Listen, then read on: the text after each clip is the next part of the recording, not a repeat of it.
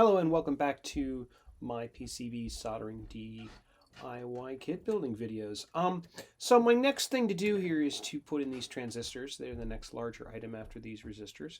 And when you're putting in transistors, they have multiple pins, 3 pins each. You want to make sure you get the right transistor in the right spot. In this particular kit, they're the same transistor in each spot, so there's no big deal there. But you do want to make sure you get them oriented correctly. The 3 pins can get backwards, but you can see there is a stencil here on the kit, and there's a flat side and a circular side, and I've just fallen that. It's no big deal there. I've put them through, and I've bent the pins so that they are holding in place nicely. Don't have to use any tape or anything to hold them in place. And the need to solder them in place now. No real tricks there. Use a little bit of solder. Don't use a lot of solder. A minimum solder is better because you don't want any shorts between pins. The other thing to do is alternate your pins when you solder. Follow that same 2-second rule. Add 2 seconds of heat. Add 2 seconds of solder.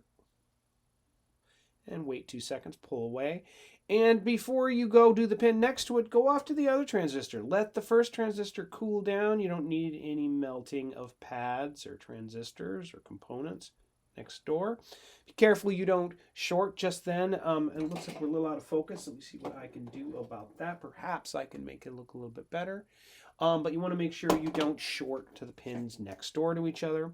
So again, I'm going to alternate here. Go back to the first transistor and add a little solder, and go back to the first transistor, add 2 seconds, add 2 seconds of solder, and pull away, and keep alternating between the transistors so that you're distributing the heat. And this is something, I just shorted. Did you see that? That's a bad thing to do. Time to pull out the solder sucker and get rid of some of the solder in between. At which point I do need to go back and add a little bit more solder to those 2 pins. 2 seconds. And I'm going to wait a couple seconds here for that pin next door to cool down. And then come on in. Whoop, got to be really careful. This is why a small soldering iron is inevitable.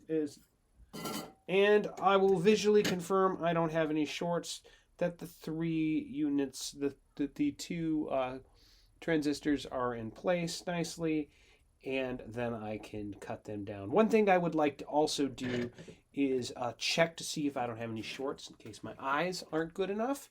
And I will grab my multimeter. I will put it in continuity mode, which means it beeps when it sees a low resistance. For example, when these 2 probes touch each other. And I may get a low resistance between various pins, but I want to make sure it's pretty high when I measure it visually. And it beeped.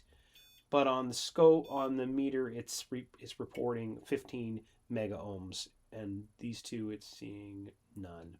These 2, it is seeing 18 mega ohms. And these 2,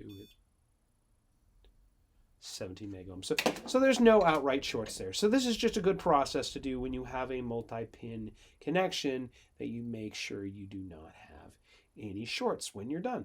Okay, I can go ahead and clip these down. But so far, so good.